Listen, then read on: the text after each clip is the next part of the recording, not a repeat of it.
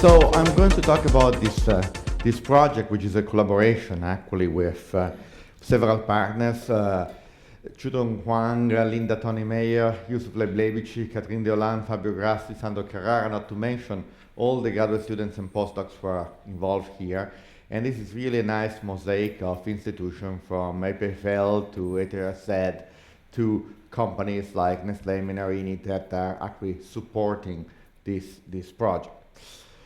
So what are our objectives? The objective is to design an implantable wearable system for the continuous monitoring of human metabolism.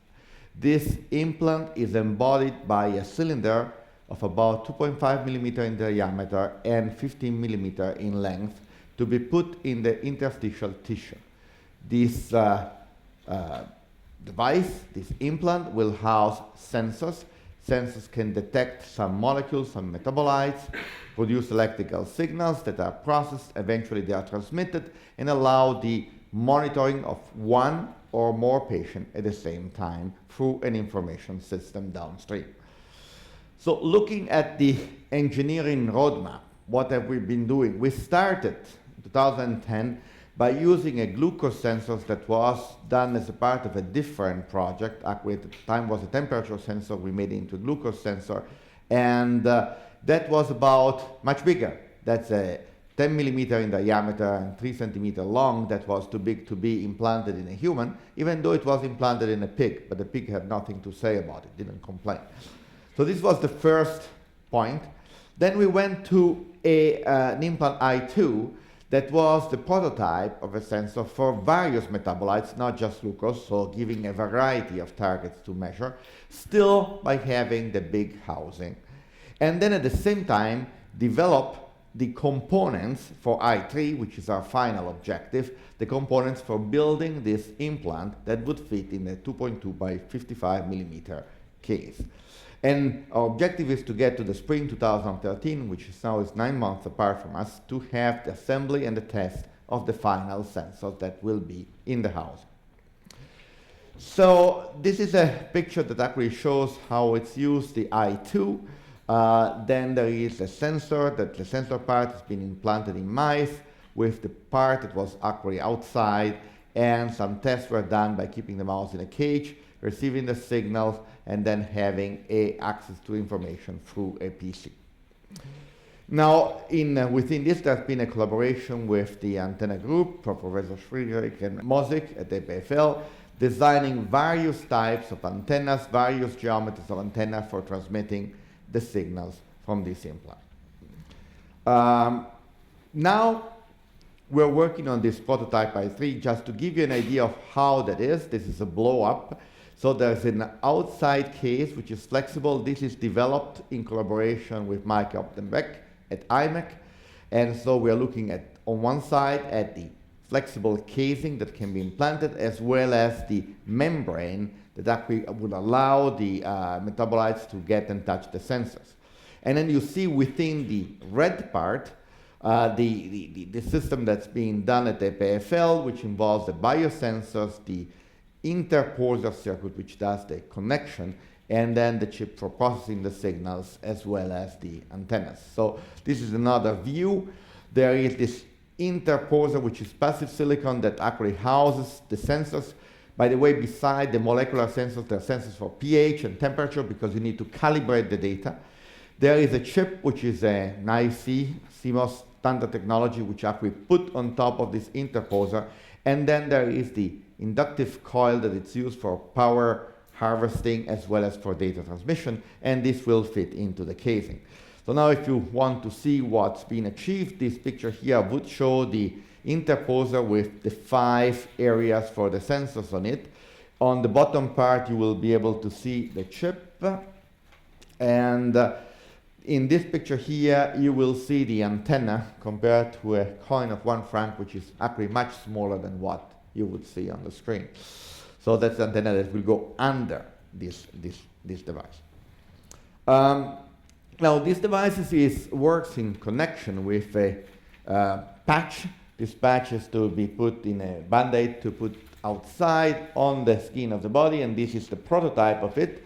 It's a simple system that does the power transmission, does the data receiving, can be used also to program the implant, and this will communicate via Bluetooth to some external device that can be an iPhone or can be any other device that will provide the data and send it over to the network.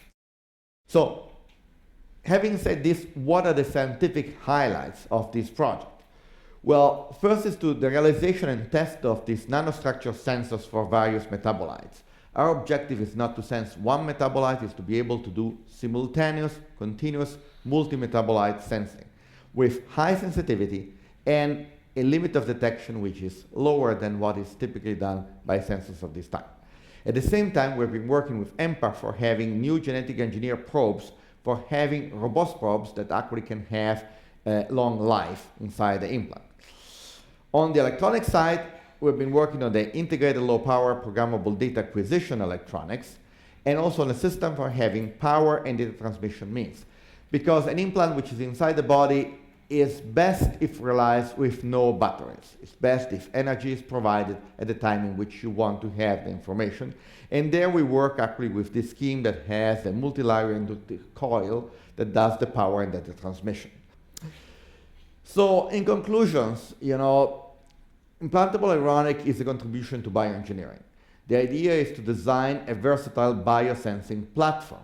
And I like to stress the notion of platform, because I do believe that in the case of sensors, and new implants, to develop them from a commercial standpoint, it's very expensive. There are fields like glucose, which is very well known because there's a market out there.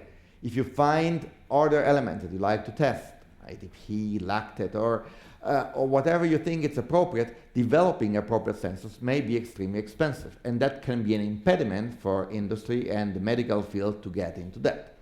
Conversely, if you design this system in a modular fashion, and our prototype is modular, it has five areas that can be personalized to sense different metabolites. If you have electronic which is modular, you basically bring to this biosensor design concepts that come from microelectronics, from standard cell design, and so on. So the notion of a common platform helps reducing the cost, because eventually you can think that manufacturers could have one platform for various applications that then can be personalized to the specific type of pathological analysis. And therefore that will correlate to volume production of the devices, reduction of cost, and therefore commercial feasibility, and therefore advance of science and medical practice. So what's very interesting here is the fusion of various disciplines that come in, from the biochemistry of the surface to the electronics to the data processing. And we had, as I said, the notion of testing animals that are being successful. So contribution to the fundamental research relate to design of nanosensor. The nanosensors that I've shown before have properties that are superior to standard biosensors, not only because they are integratable, but also because they do perform better in terms of limit of detection and sensitivity, which is key for medical analysis.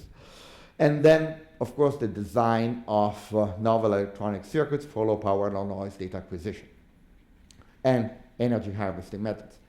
So I would think that this area is very interesting per se for engineering, for science, and also there are some branching out to other disciplines that are very significant. I'd like to thank all the people who have been working on i-IronIC that actually make this project possible. Thank you very much, and thank you to partner Menarini, actually, that provided us with devices and with training.